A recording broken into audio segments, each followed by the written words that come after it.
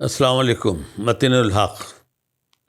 الحمدللہ ہماری ڈائریکٹر ہماری پوتی کے امتحان ختم ہو گئے، تب دوبارہ حاضر ہو گئے ہیں آپ کا تھوڑا سا وقت لینے کے لیے. فی زمانہ جو حالات چل رہے ہیں، شاید ہی کوئی خوش نصیب ہوگا جو کہے گا کہ میں کسی بھی نہ کسی طور پریشان ہوں.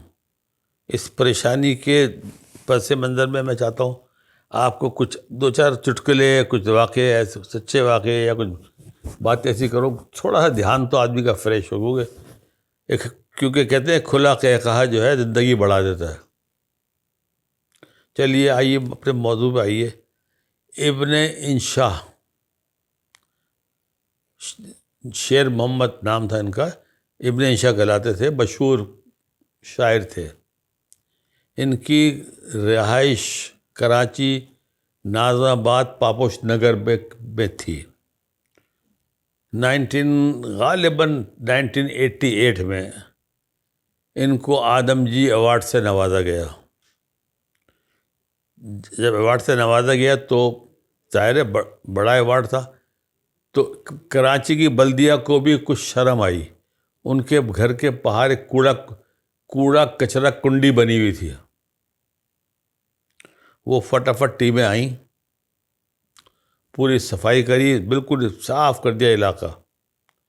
1-2 مہینے بعد ابن انشا مرحوم نے بلدیہ والوں کو خط لکھا، آپ ایک مہربانی کریں، میرے گھر کے باہر جو کچرا کنڈی تھی اس کو دوبارہ بحال کر دیں. میرے بہت سے مہمان نہیں پہنچ پاتے، ان کو گھر نہیں ملتا میرا، ورنہ بڑی اچھی پہچان تھی، جہاں کوڑا کنڈی وہی میرا گھر ہے. بہرحال عام دوسری بات، اب دوسری طرف آ رہا ہوں واقعے پہ. یہ ابھی حال میں پڑھنے میں آیا مجھے. عام امریکہ بھی بتایا تھا میری بیٹی ہے، 5-6 دفعہ میں گیا ہوں، کافی رہا ہوں وہاں. عام امریکن نارملی بہت سیدھا ہوتا ہے.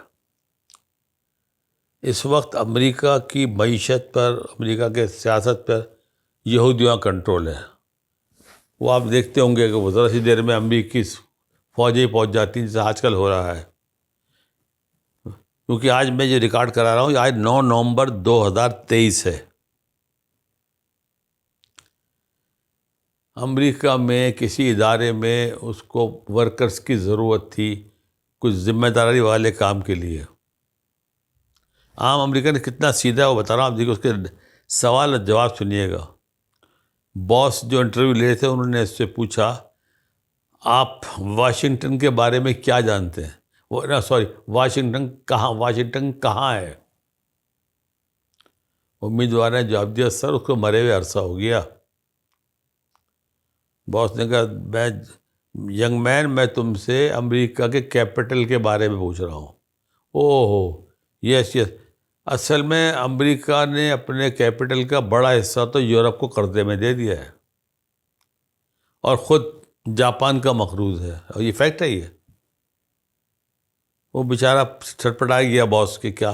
اس نے کہا سب کچھ چھوڑو، اگر آپ کو میں یہاں نوکری مل جاتی ہے آپ امریکہ کو کتنا سپورٹ کرو گے؟ انہوں نے کہا سر میرے لیے ممکن نہیں ہے، میں آلریڈی ایک بیوی 3 بچوں کو سپورٹ کر رہا ہوں. اب اس کے ساتھ ہی ایک ایسی چیز ابھی ہم نے دیکھی اور آپ نے بھی سنا ہوگا، پڑھا ہوگا، یعنی ایک لفظ ہے چمچہ گیری، اس کی انتہا ہمارے پاکستان میں، انتہا. بہت چھٹے ہوئے وزیر اعلیٰ ہیں سب پنجاب کے محسن نقوی صاحب، اور وہ اس کے ساتھ جو زیادتیاں ہوئی ہیں وہ بدلے اب کچھ چن کے لے رہا ہے. وہ ان کا لیکن چمچہ گیری کی انتہا دیکھیے، بیوروکریسی کی. خود یہ اللہ کے عذاب کو دعوت دے رہے ہیں. اور میں بھی آپ کو واقعہ بھی بتا دوں گا اس کے ساتھ ہی کہ میں کیوں کہہ رہا ہوں. یہ قبرستان گئے تھے اپنے سسر کی قبر پہ فاتحہ پڑھنے کے لیے، ویڈیو آئی یہ پوری. قبرستان میں وہ قبرستان کے راستے پہ ان کے لیے ریڈ کارپیٹ بچھایا گیا ہے.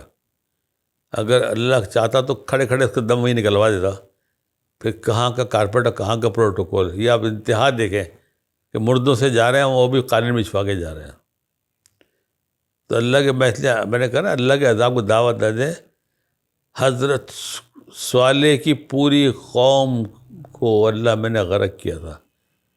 انہوں نے صرف 4 لوگ تھے جنہوں نے ان کو اونٹنی کو منع کیا گیا تھا اس کو نقصان نہ پہنچانا. صرف 4 لوگ تھے جنہوں نے اونٹنی کو ذبح کر دیا تھا. وہ اللہ میں نے بھیجی تھی. لیکن جب حکم یہ آیا سب کو A to Z سب کو تباہ کر دیا اللہ میں نے یہ پیغام کے ساتھ کہ تم نے آنکھیں کیوں بند کریں, تم بھی اتنے ہی ذمہ دار ہو. ہم بھی جو آج کل ہم دیکھ رہے ہیں کیا یتیم کا مال ہوگا جس طرح لوٹ رہے ہیں پاکستان کو یہ, اور ساری بیوروکریسی حد ہے. عدلیہ نے آنکھیں بند کری ہوئی ہیں, ہمارے بڑوں نے اور آنکھیں بند کری ہیں. جو مرضی کر رہے ہیں دعا کریں اللہ ہمارے گناہ معاف کرے. السلام علیکم.